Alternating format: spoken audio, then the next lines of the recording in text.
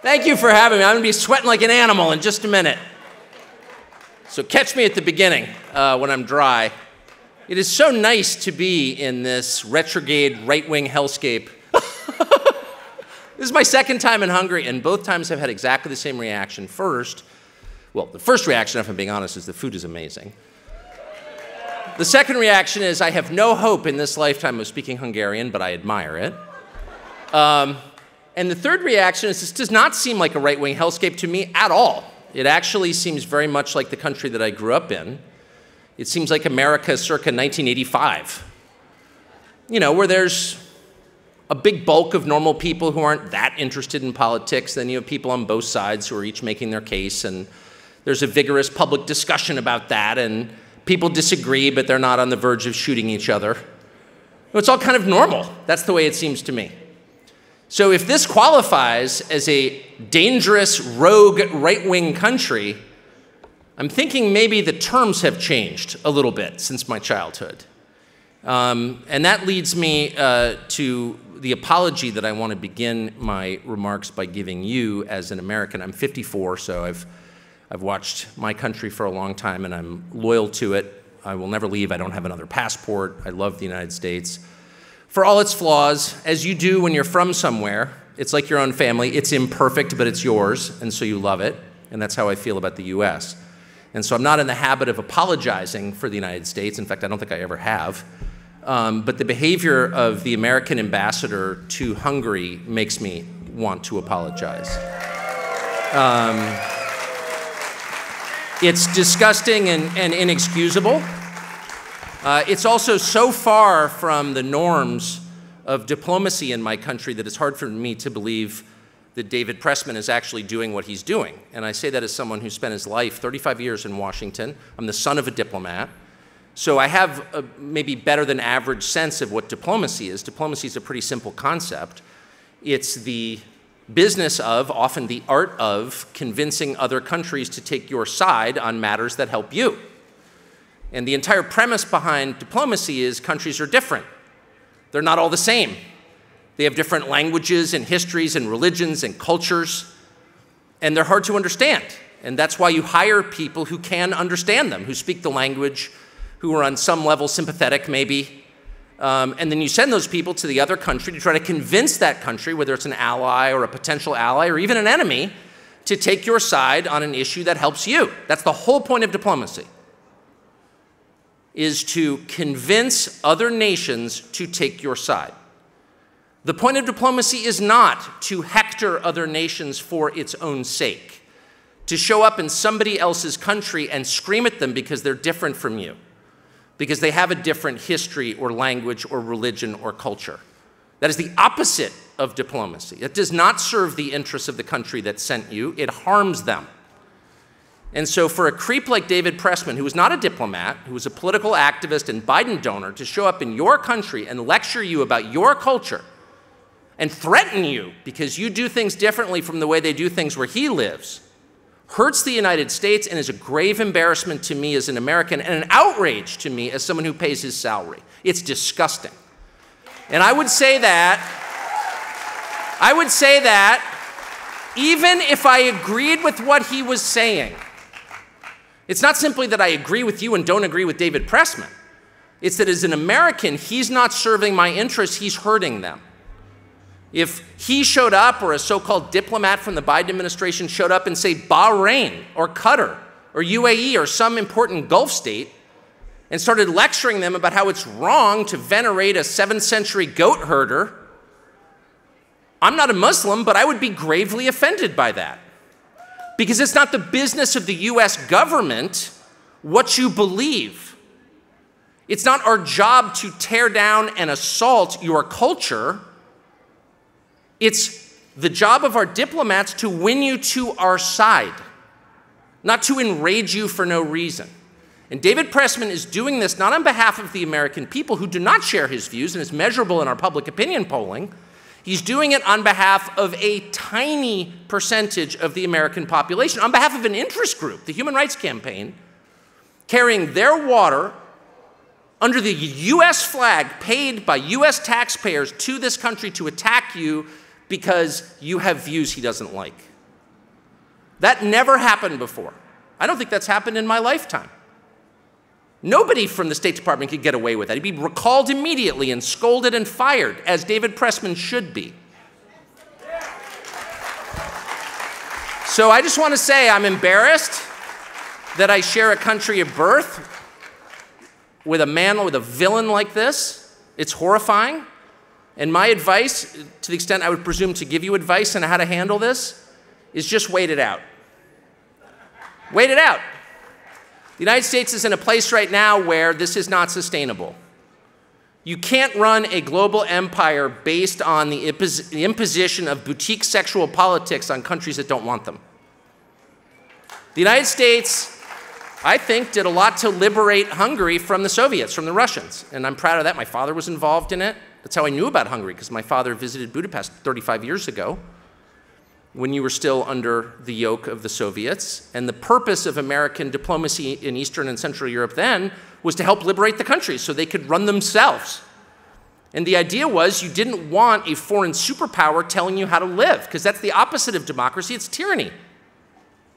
And to wake up one morning 35 years later and see my own government engaged in exactly the same kind of tyranny. The Soviets told you you had to worship Lenin. The State Department tells you now you have to worship transvestites. It's not so different. It's a foreign power pushing its weird boutique religion on you, and it's wrong. You worship whatever you want, it's your country. And I just believe, as a practical matter, this can't continue because that's not the basis for a successful empire. Everybody wants freedom. Everyone understands the concept of self-determination. If you go to people who are under a foreign yoke and you say, someday you can be free, they understand that. They want that. That's a product you can sell because everybody wants it. You show up in a country and you say, you know what, your boys really should be girls. You know, there's some percentage who will be excited by the prospect of never having grandchildren. But most people won't be excited by that. In fact, most people will say, but boys can't become girls. It's biologically impossible. Sex can be determined at the chromosomal level. We can dig up bones 300,000 years old and tell whether they were male or female. There's no non-binary in science. You're insane. Go away. Most people don't want that product. And so if the purpose of your empire is selling something that nobody wants, you're not going to be in business for very long. And my hope is that the United States is in business for 1,000 years. I love the United States. It's my country. I was, to restate, born there and am never leaving, and I love my country. But the people who run it right now are dangerous and insane. And you can see that in the way they're treating your country, which even if you don't like the values of the majority of Hungarians, even if you reject the Hungarian constitution as Christocentric and think that Viktor Orbán is a bad guy and you hate goulash, even if everything about Hungary is repugnant to you, if you're the United States, you're still not going to spend a lot of time hassling Hungary because Hungary isn't hassling anybody else.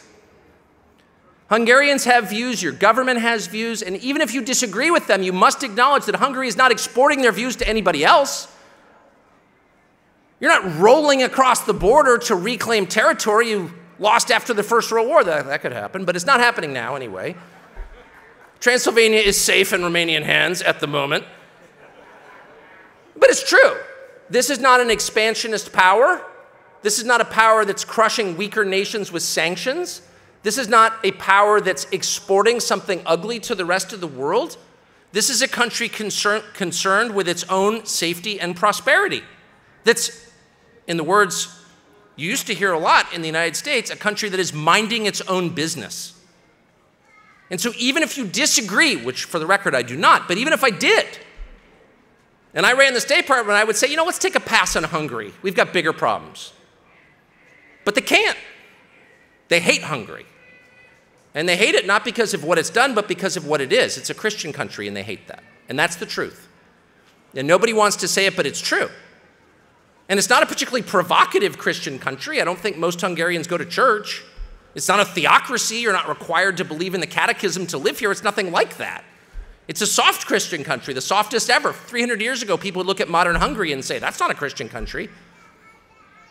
But by modern standards, it's one of the last countries that identifies as a nation built on Christian precepts.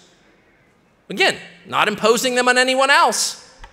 But that is enough to incite our policymakers in the United States. And that is exactly why they hate Russia, by the way. I'm not a fan of Russia. And if I was, I wouldn't admit it to a Hungarian audience. When I hear Orbán described as a Putin suck-up, I think, really? That image of Orbán being pushed against a police car with a baton to his neck by Soviet-backed policemen comes to mind. Yeah, he's probably not pro-Russian, just guessing. But why do they make that charge? Well, because one thing that Russia and Hungary have in common is a big part of the population identify as Christians. Now, why would that be provocative? A huge part of Malaysians identify as Muslim. Fine with me. But it's not fine with Washington at all. It's deeply offensive to see that alive in Europe. And that is the core. It's not rational. This is happening on a gut level, but it is expressed through policy. Policies that I'm ashamed of that most Americans don't even know exist. The fact that Americans working in Hungary have to pay Hungarian and American taxes, one of the few countries in the world where that's true, that's punitive, that's punishment. And it's punishment for your constitution and for your attitudes. That is cultural imperialism. That's what we used to call it. The idea that the bigger country gets to impose its way of life on smaller countries, not convince them to adopt our way of life, not convince them to drink Coca-Cola because it tastes great, but force them. Convert or die. That was repugnant to Americans. That was the opposite of the American promise, which was this is all voluntary. Come to our side because you want to. We've got something better to offer you. We're not going to force you.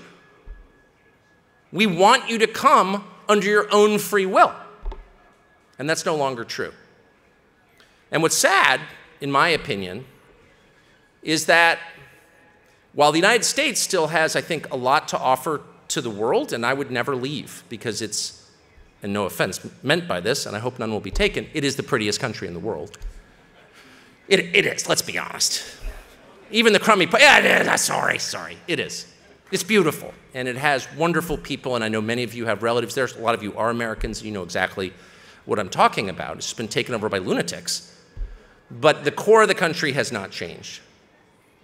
But what's so interesting to me is that the people running the United States are no longer even pretending to offer a better life to the people who live there, which is a huge change.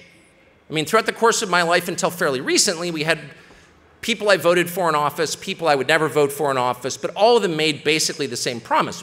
Elect me, give me power, and I will make your life better. And here's how I'll do it. I never hear anybody make that case in the United States. And what they're offering is a world in which human flourishing is, if not impossible, very difficult. The ruling party is the party of the childless, the unmarried, the people who are working for low wages for large corporations and living in tiny apartments in overcrowded cities that are rife with crime. That's not a cliche, that's true. It's not a talking point. It's true. Who votes for the people who run the United States right now? People who are, again, working for big nonprofits or big banks, living in crowded conditions, very often alone, in big soulless cities, having their food delivered by immigrants, and spending their time glued to a screen. What does that sound like to you? It sounds like prison, actually. It sounds like prison. When people violate our laws in the United States, how do we punish them? Well, we execute a few, not very many.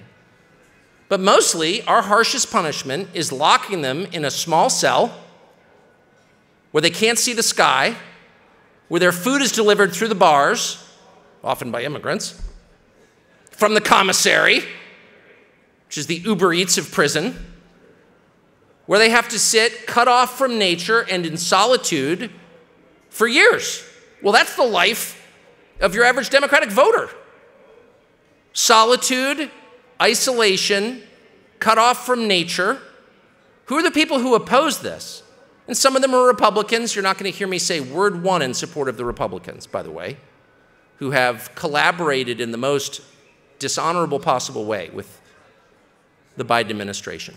So instead of saying Republican, I will describe them as anyone who's not with the program, which is the majority of people in my country. Where do they live? And more important, how do they live? Well, they're poorer generally on paper, but are their lives worse? If you live in a place where you can see the sky, where you can make your own food and maybe even know where it comes from, if you can go outside and say identify 3 species of trees or hear birds or experience silence, the rarest commodity in the modern world, silence, where you can hear voices that aren't being broadcast from NBC News or Google, maybe higher voices, those are the people who are not with the program. People who have a daily experience of others and who have a daily experience of nature. And those people are much more likely to acknowledge a power beyond themselves and beyond their government.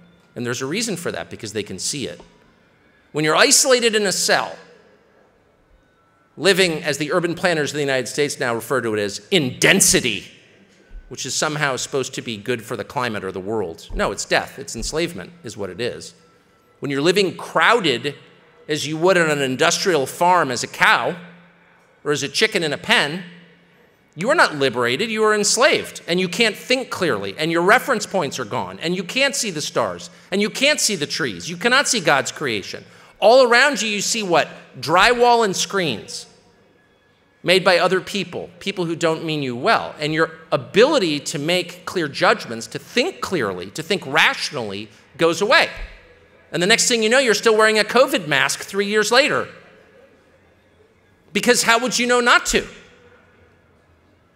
4 years ago, I moved with my wife and some of our many children outside of a city where I had lived most of my life, Washington, D.C., to a rural area. And the very first thing I noticed when we left the city was every time you would stop and do something, whether it was, go to the store to get something to drink, go buy food, go to the post office, the very first thing that would happen is someone would talk to you.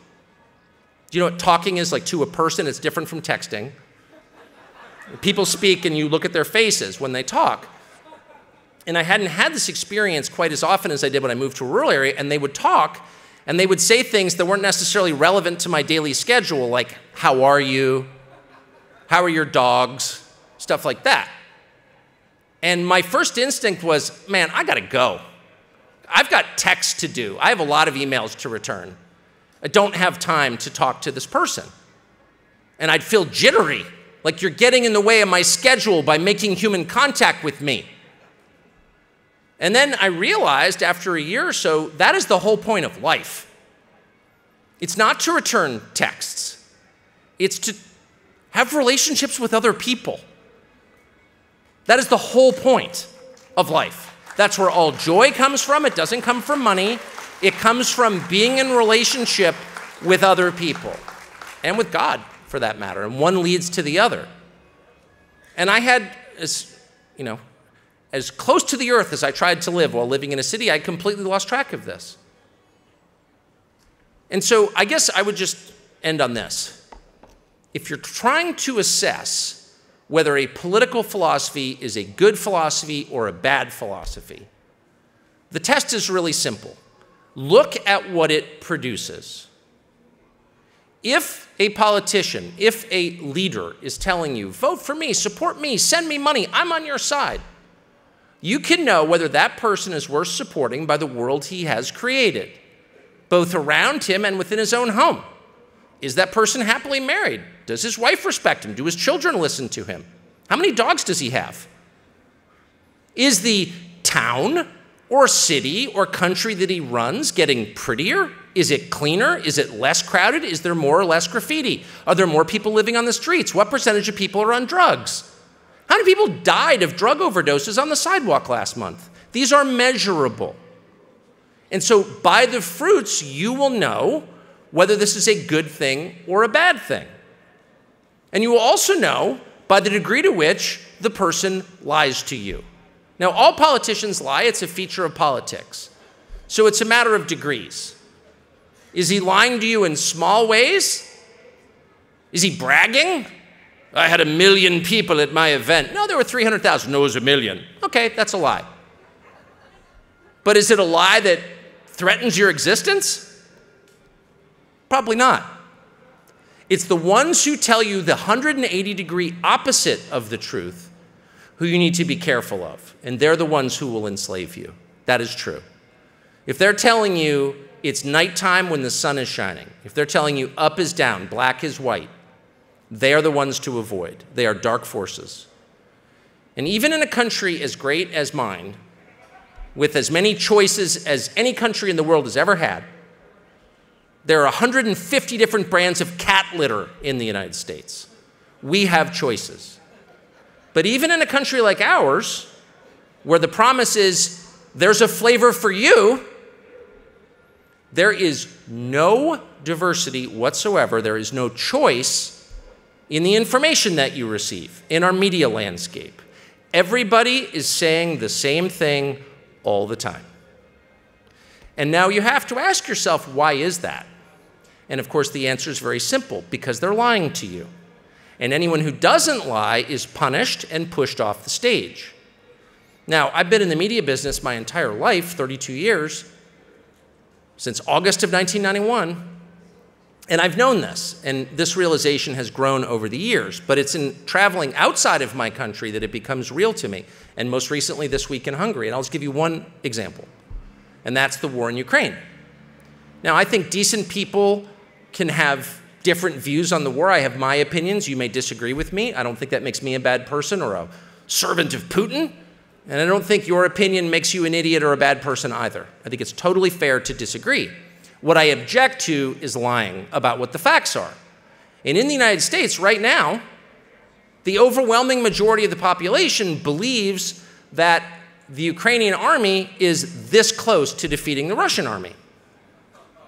And, you know, again, I think it's totally fair to root for the Ukrainian army. I'm not attacking anybody. I'm sorry that Russia invaded Ukraine. I'm not taking the Russian position on this. I'm merely saying that the fact of what is actually happening, not what we wish would happen, but what is happening, is essential if we want to make up our minds about what to do next. And in the United States, virtually everyone I've ever met believes that Ukraine is winning. Now, if you think about this for a moment, here you have one country which has 100 million more people than the other country, and has much deeper military-industrial capacity, can make more missiles, make more bullets, make more tanks than the other country. So over time, the bigger country is almost certain to win, correct? This is a physics principle. Right. It's not a statement of allegiance. You're not a shill for somebody for acknowledging that. If we're wrestling and you outweigh me by 100 pounds, you're probably going to win because you're bigger.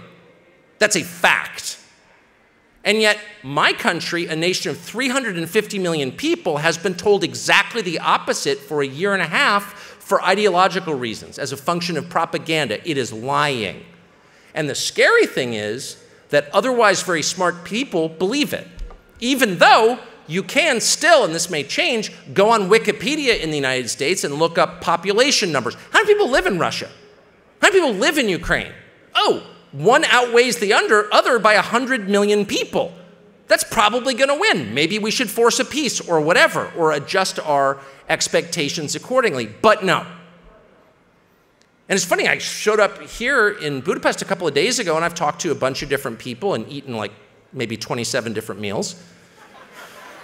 Gain a lot of weight in your country, I got to be honest. That's not a criticism, just a fact. And I've asked every person, back where I come from, the most informed, the most technologically superior nation in the history of man, the only country to put a human being on the surface of the moon. In that country, everybody believes that Ukraine is one F-16 away from beating Russia on the field of battle. And every single Hungarian, most of them are anti-Russian, by the way. I haven't met anyone in Hungary who likes the Russians, just being honest. They don't like the Russians. But everyone has looked at me like I'm insane. What? No. No. And it's embarrassing. It's embarrassing to be from a place that has been lied to at scale and believe the lies so thoroughly. But the truth is, that's kind of the state of man. I'm always interested when I come to Europe in the Ottoman occupation. And what's amazing to me is these countries went from Muslim to Christian in like one day, the day the siege ended. And you're like, you think to yourself, well, did all these people convert in one day? And not all of them, but yeah, most of them did. Because the deep truth, which no one wants to admit, is that leadership matters. When you have wise leaders who articulate clear goals and whose ideas are rooted in reality, physical reality, and unchanging human nature, those leaders will have happy, prosperous countries. And when you have leaders who have poison ideas that are rooted in anti-human, anti-theological ideology, when they get some crackpot idea like Marxism or neoliberalism or trannyism or whatever the ism is, those leaders will lead their countries to destruction. So as much as me as a native Californian wants to believe that everybody's opinion is equal and we're all the sum total of our choices, that's not true. We are all hostage to history. We are living in a world that we did not create, but that our leaders created for us. That is true. And by and large, we will follow them wherever they go. And so your leadership matters. It's essential. Your heart may not change when leadership changes, but the world around you will. And so do all that you can to preserve good leadership. That would be my parting piece of advice. Thank you for enduring me. Ladies and gentlemen, good evening. The wonderful Tucker Carlson. Give a big applause to him, please.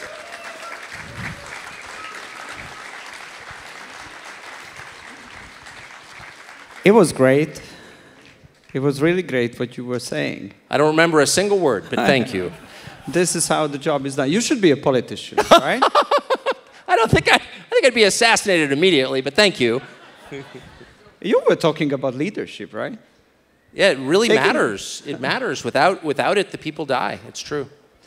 I don't know if you realize, but I became very famous in Hungary because actually I was your last foreign guest at the Fox News, and they fired you after the interview with me. They did. The Hungarian was just one guest too far. Here in Hungary, everybody thinks that they fired you because of me. Trust me, I have no idea why I got fired. It may have been you. I would not be totally surprised. Oh, sorry, my colleagues are just saying that the last foreign guest was a Canadian, not me. That doesn't really count. Yeah. You have to see. You have to believe in your own country to be identified as a foreigner. See. So now you sit here as a free man. Yes. If I may say. How is to be free? How is your life doing? I've loved it. I mean, thankfully, the people I worked with on my show were also fired with me. I don't know, they were quite... Congratulations to them as well. My executive producer, Justin Wells, we've been together for many years and we're very close, and he got fired 2 minutes after I got fired, and I called him and I just said, I'm so glad you were fired. So my world hasn't changed that much, actually, and I've been married, I've been with the same woman for 39 years, and I have a very large and very close family, and the people I work with haven't changed, and my dogs are, we have a lot of dogs, and they're still there, so my life hasn't changed that much. And by the way, I should say, for whatever it's worth, no one really cares, but Fox was really nice to me for the 14 years I worked there. They never said, you can't say this, you can't say that. They let me say whatever I wanted, and I knew on some level, probably someday I'll go too far and have like a Hungarian on, and they'll fire me, and they did, but they were always nice to me. I can't kind of complain about Fox, I'm just being honest. And what are your plans for the future? I think that this is what, in this uncertain situation, gives you a purpose of life, right? I would say two things. One, this is the third time I've been fired as an adult, and I would really recommend it to anybody. I think it's... what was the first two? I worked at other cable news networks and was also unceremoniously fired, and always on the front page of the New York Times with cackling glee. But it's great to get fired because it keeps you from being a truly horrible person. I mean, we're all sort of horrible people because we're people. But getting fired, the problem with men when they're successful is they start to think they're Jesus. It just happens, and you get this hubris, like, I can do anything, I'm so important. And getting fired reminds you that, no, you're just like everybody else. You're kind of a ridiculous person, and in the end, you'll die alone and terrified like every other human being from the beginning of time. And like, you're just like everybody else, and stop that. And that's a really good thing to learn about yourself. Being humiliated is the greatest learning. In fact, I will say it's not the greatest learning experience. It's the only learning experience, at least for men. Now, I can just speak because I'm a man. And men need to be humiliated fairly regularly to keep their souls pure. Otherwise, they become absolutely unbearable. And anyone who's married to one can tell you that that's true. So I'm really glad that and I think my wife was really grateful that I got fired also. But I would say the second thing I learned, and that's why I'm here today, is that the United States is very geographically isolated, as I noted a minute ago.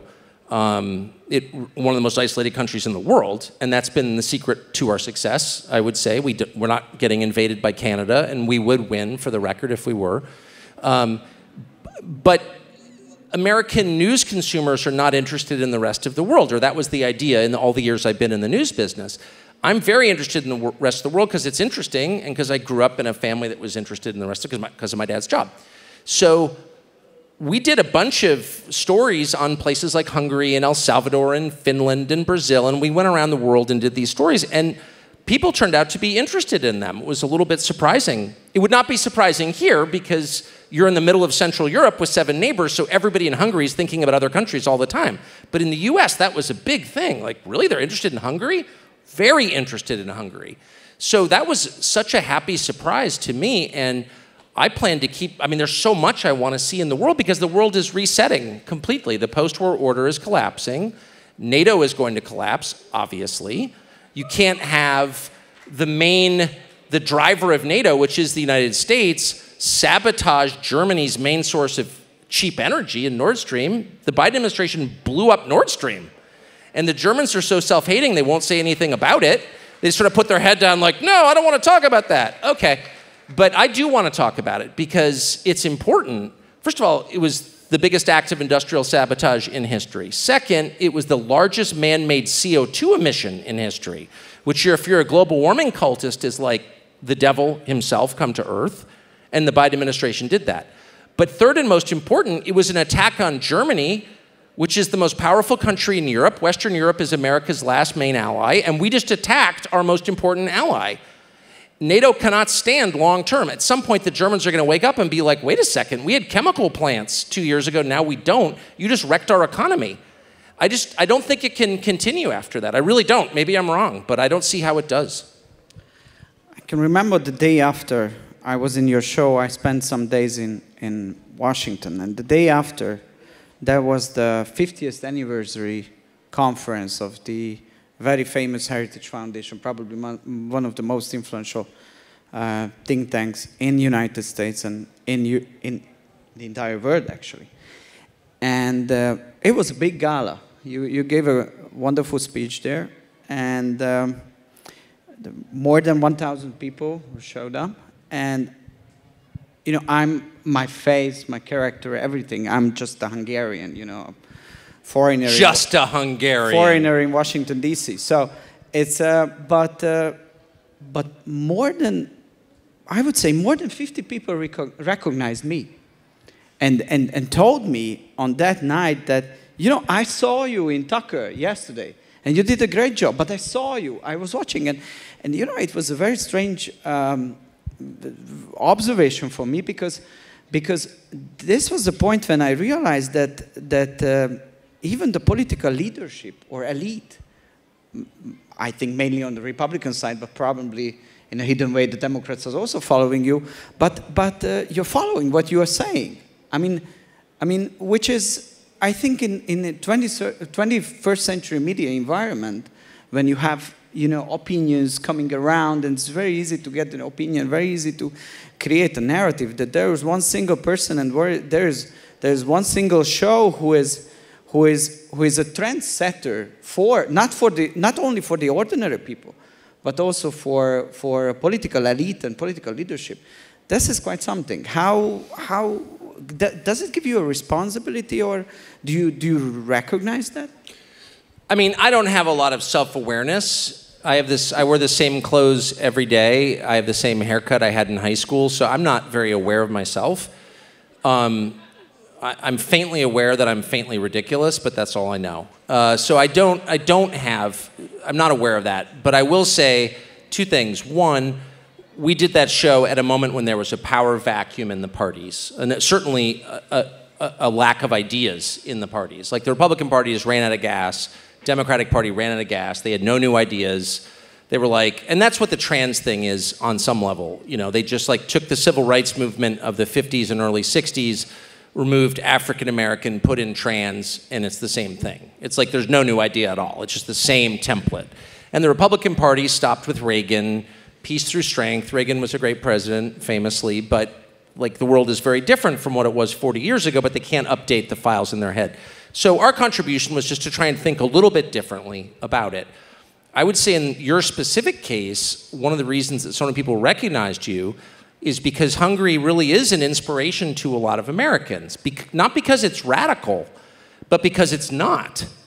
It's interesting. So there are revolutions all over the world all the time. My country, thank heaven, has been immune from that for 250 years, but there are always revolutions, and they always promise utopia, and they always fail to deliver. Hungary is so inspiring because it's doing the opposite. It's not a revolution, but it's also not a counter-revolution. This is my read on it. This is a country that knows who it is, understands its own culture, and has decided to preserve it. Not through any radical means, not through gunfire. I mean, just as an outsider, one of the things that instantly strikes me is that Hungary is at the center of the conversation in think tanks all around Washington. How do we stop Hungary? How can we get US taxpayers to send more money to Hungary to stop Orbán? Because that's democracy. When a superpower subverts a democratic election in another country, that's democracy. Anyway, but they're very obsessed with Hungary because it's such a huge threat. But I come here and I notice, first thing, how moderate your politics are. Like, no one seems on the verge of killing anybody else. Even the people who hate Orbán don't seem like they want to kill him. They just don't like him, or they want somebody else, but they don't. It doesn't seem superheated and crazy. It doesn't seem revolutionary. It seems just the opposite of revolutionary, actually. And there's something wonderful about that. There's something wonderfully moderate about that. What Hungary is saying to the West, we want to be part of the West. Hungary is part of NATO. It's not doing anything crazy or revolutionary. It's just like, hey, maybe don't push your garbage on us so aggressively. We've got our own thing going on here. We're pretty happy with it. Maybe you just leave us alone a little bit. I just find that thrilling to watch. Thrilling because it's rational. It's incremental. I hate revolutions because they never improve anyone's life. And Hungary, again, is a model for how you can preserve your dignity. You can have a pro-human society without killing anybody, without screaming, and without blowing up what you already have. It's awesome. I think this audience never heard anything like this before, that the Hungarian politics is very relaxed. So you should come to the United States or go on Twitter for a day. Yeah, whoa. True.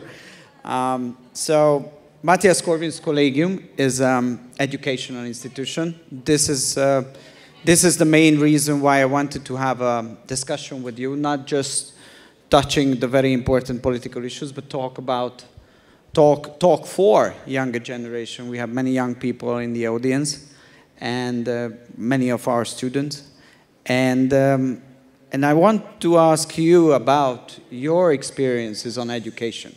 So it's like, what was the best thing you learned from your school? What is the best advice you can give to young people now, all over the world, here in Hungary and in your country, United States? I mean, the American education system, which is very famous and still mildly prestigious, is so different from the European system, and particularly from the Hungarian system, that I'm not sure there are any lessons to draw directly.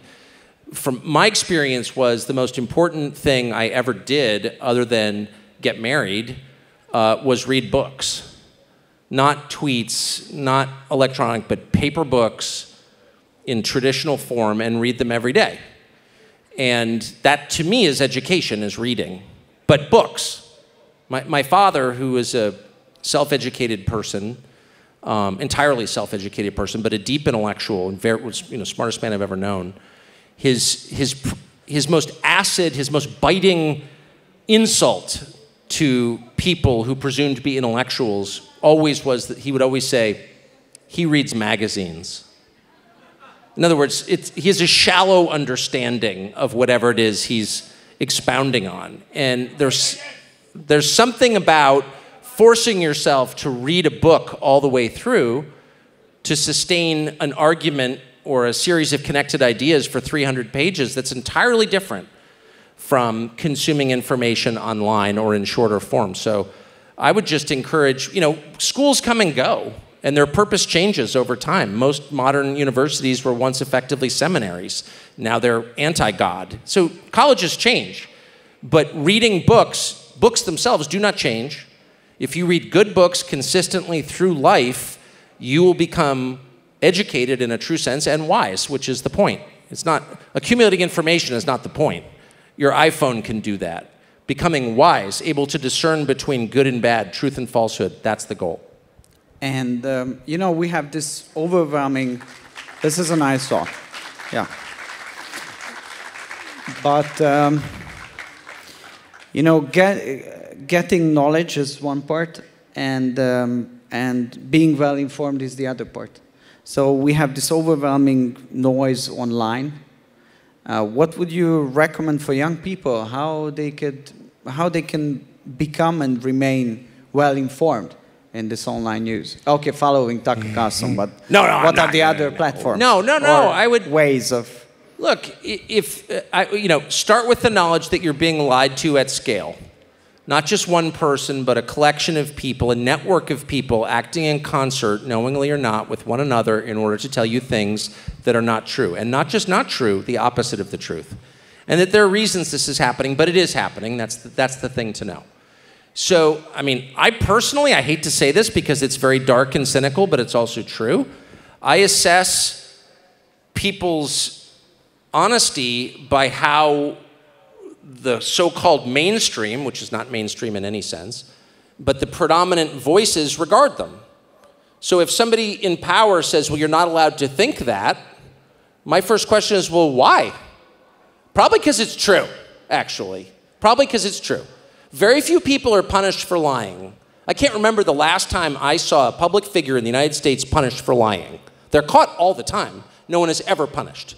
Instead, people are punished for telling the truth. Maybe not the whole truth, maybe a variation of the truth, maybe just something that points toward the truth.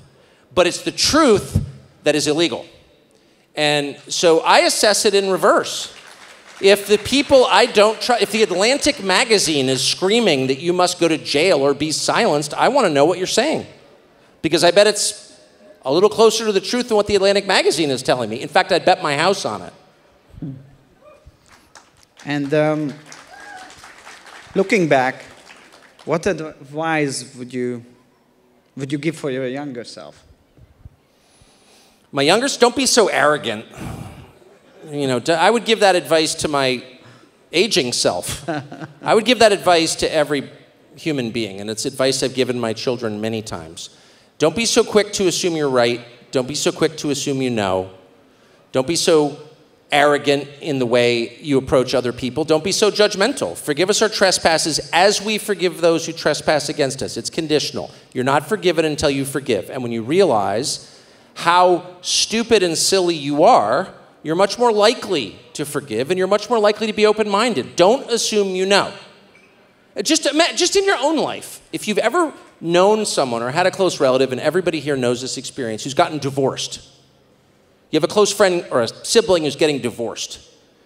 And when it first happens, you think, well, one part of the marriage, the husband or the wife, was horrible. He was an alcoholic. He cheated on her. She was mean. You think you know what actually happened in that marriage.